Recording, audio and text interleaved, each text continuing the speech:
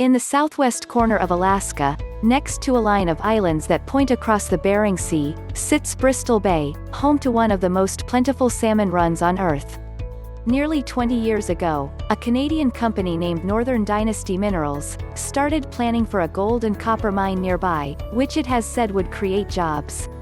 Environmentalists rallied against the project called Pebble Mine, which remained in limbo for years, waiting on permits and environmental evaluations from the federal government. In July, the Trump administration served the company a big win. The U.S. Army Corps of Engineers determined that the mine would in fact not have an effect on the Bristol Bay's plentiful fish population. What might at first seem like a classic economy versus environment debate is actually more complicated. While the Canadian company was eager to extract riches from the ground, Chuck Bundrant, the billionaire founder of Trident Seafoods, was apparently concerned about how the mine would affect his ability to extract riches from the sea. It poses a significant risk to the many families, businesses, and communities that rely upon the natural resources of Bristol Bay. His company, which is the largest seafood business in North America, wrote in a 2019 letter to its fishermen, according to Alaska Native News. The Bundrant's, through a company representative, declined to comment for this story. Other seafood companies in the area shared similar concerns. The trade group Pacific Seafood Processors Association, of which Trident is a member, has spent $20,000 this year lobbying Congress, where the mine has also been a topic of debate, on issues including the fish habitat and economic impacts of proposed Pebble Mine, according to public filings. Bundrant's apprehension gained momentum after the Trump administration announced its decision.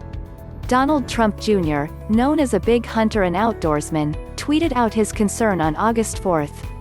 Bass Pro Shops CEO Johnny Morris, a Trump donor, voiced his opposition on Fox News in mid-August. On August 24, the Trump administration changed tack, demanding that the mining firm fulfill a series of strict conditions to offset potential environmental issues. 3 days later, Trump Victory, a joint fundraising committee for the Republican Party and the president, received a combined $75,000 donation from Bundrant, his wife, and his adult son, according to records filed with the Federal Election Commission. The Bundrant's, who had given to Republicans in the past but never to Trump, made their first contributions to the president.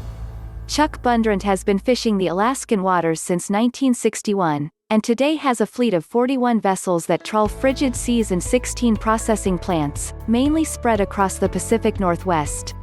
As far north as an island chain 750 miles from Anchorage, his family's Trident Seafoods employs some 5,000 during peak season in Alaska to wrangle in all the salmon, cod and halibut their nets can hold.